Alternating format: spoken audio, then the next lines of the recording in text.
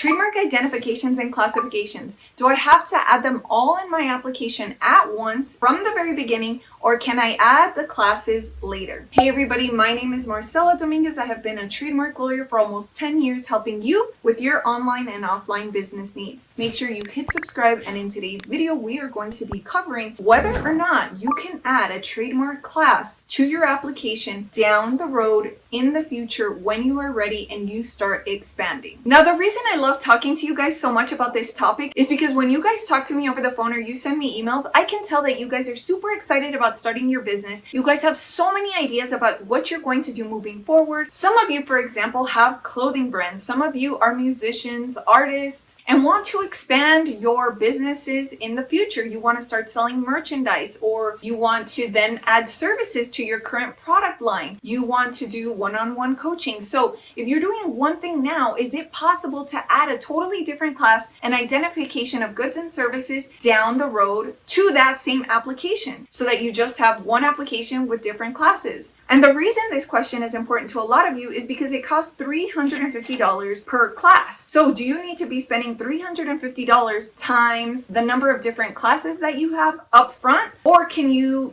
add those $350 as time goes on in the future? So a trademark application can be tricky for a novice, especially if you're using some classes but you're not using other classes. This can totally change the layout and the game plan for your trademark application. So you want to make sure that you send me an email down below if you are confused at all about what exactly you should be doing. And let me tell you that more times than not, you might not even know that you need to be strategic about how you're filing your trademark application. But basically, it's going to be really important to know whether or not you are actually selling these goods and services when you file the application, and how many goods and services do you want to include in the application. So if you're somebody that, for example, is an artist and you're a performer and you put on live performances and you also sell merchandise, then that could potentially be considered two classes that you could currently introduce into your application today, right now. But let's say you're not there yet. Let's say you're a performer who's not yet selling their merchandise.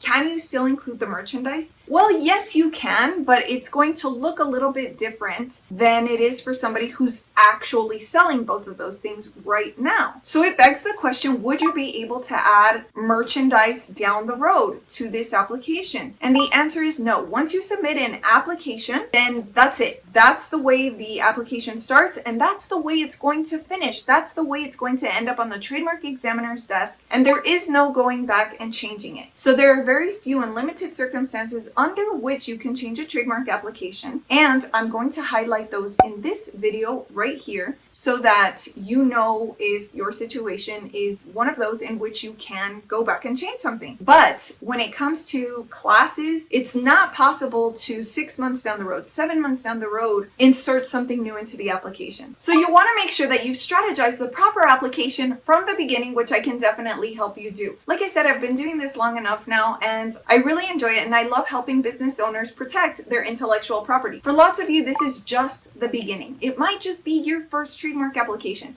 So don't feel like you have to stuff everything into your application. You could work your way up. You could do little by little. Some of the largest companies in the world have many trademark applications, and I know lots of you watching this video, even lawyers, love to repeat that.